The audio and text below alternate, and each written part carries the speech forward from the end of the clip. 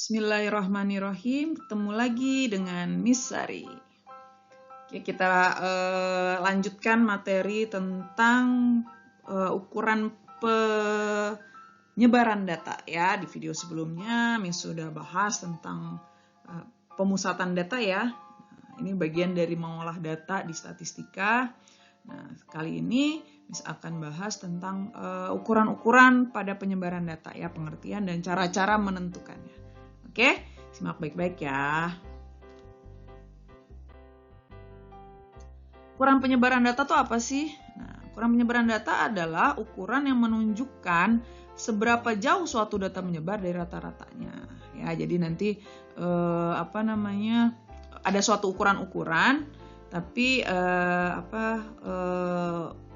menyebar dari rata-ratanya seperti apa. Jadi ada ukuran-ukurannya. Apa aja yang nanti kita bahas? Pertama, jangkauan. Ya, jangkauan atau disebut juga range. Lalu yang kedua ada kuartil. Lalu yang ketiga ada jangkauan interkuartil atau disebut hamparan. Dan yang terakhir adalah simpangan kuartil, disimbolkan nanti dengan KD. Ya, jadi 4 poin ini akan kita bahas pada penyebaran data. Oke. Yang pertama itu jangkauan atau range. Ya, jangkauan itu adalah selisih antara data terbesar dan data terkecil. Jadi data-data itu tuh range-nya berapa sih, jangkauannya berapa sih? Nah, berarti kan kita harus tahu data terkecil dan terbesarnya. Nah, ini contohnya nih. Ya, jadi tadi jangkauan rumusnya X max dikurang X min ya, selisihnya data terbesar dikurangi data terkecil. Contohnya tentukan range dari data 4, 5, 6, 7, 7, 9, 10. Nah, kita udah lihat data terbesarnya adalah 10, data terkecilnya adalah 4. Nah, berarti jangkauannya adalah 10 dikurang 4, yaitu 6. Maka jangkauannya adalah 6. Mudah ya. Kita lanjutkan. Nah, kuartil.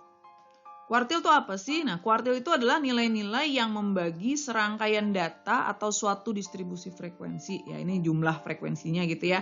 Menjadi 4 bagian yang sama setelah data diurutkan. Jadi sama ya, kayak median, data harus diurutkan dulu. Nah, diurutkan secara teratur menurut besarnya, dari kecil ke besar. Nah, jadi kalau dianalogikan, ini ada kumpulan data. Nah, ini kalau dibagi 4, nah yang membaginya itu kita sebut kuartil. Nah, yang pembagian pertama itu kuartil bawah, Q1 itu kuartil bawah. Lalu yang tengah-tengah itu disebut juga median ya. Kalau median kan membagi 2. Nah, berarti yang tengah ini ya disebut juga Q2 atau kuartil tengah, atau disebut juga median. Nah, yang Q3 itu adalah kuartil atas ya. Jadi kuartil-kuartil itu nilai-nilai yang membagi 4. Contohnya nih. Yang pertama, tentukan kuartil dari data 4, 6, 8, 5, 9, 7, 6, 4, 5, 8, 6. Nah, ingat, ada kuartil bawah, kuartil tengah, kuartil atas ya. Miss tuliskan di sini. Pertama, langkahnya adalah kita urutkan dulu. Kita urutkan dari data terkecil, berarti 4, 4, 5, 5, 6, 6, 7, 8, 8, 9. Nah, udah urut nih. Ada berapa total datanya? 1, 2, 3, 4, 5, 6, 7, 8, 9, 10, 11. Ada 11 data. Nah, maka kuartil bawah atau Q1-nya adalah data ke-11 tambah 1/4. Data ketiga. Nah, data ketiga yang mana nih? Kita hitung 1, 2, 3. Oh, berarti Q1-nya ini. Ya, data ketiga. Lalu kuartil tengah atau Q2. Berarti data kedua dikali 11 tambah 1/4, data ke-6. Data ke-6 yang mana? 1, 2, 3, 4, 5, 6. Oh, di sini nih data kedua. Q2-nya di sini. Kuartil keduanya di sini. Lalu kuartil atas. Kuartil atas atau Q3.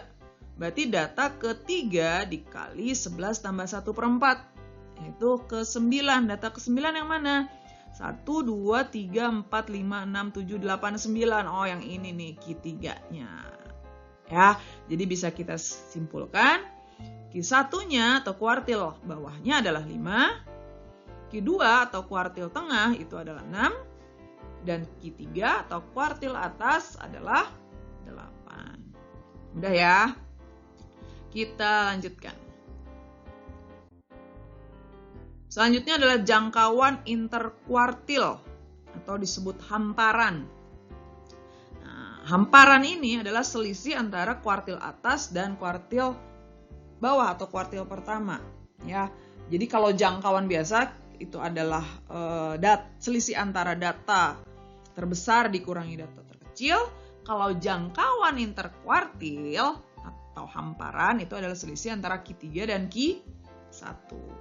Ya, jadi kalau udah ada di sini, kita yang pertama tentu harus tahu dulu ya Q1, Q2, Q3-nya. Nah, H-nya itu adalah Q3 dikurang Q1. Nah, ini hamparan. Oke, selanjutnya adalah simpangan kuartil.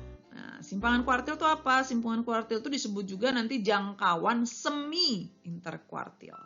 Ya, apa itu? Merupakan setengah dari selisih kuartil ketiga dan kuartil pertama. Berarti selisih dari hamparannya. Ya, jadi tetap pertama kita harus cari dulu nih Q1, Q2, Q3-nya sehingga kita bisa dapatkan simpangan kuartil itu QD ya lambangnya itu adalah setengah dari H atau setengah dari Q3 kurang Q1. Oke, mudah ya. Nah, sekarang kita coba contoh soalnya.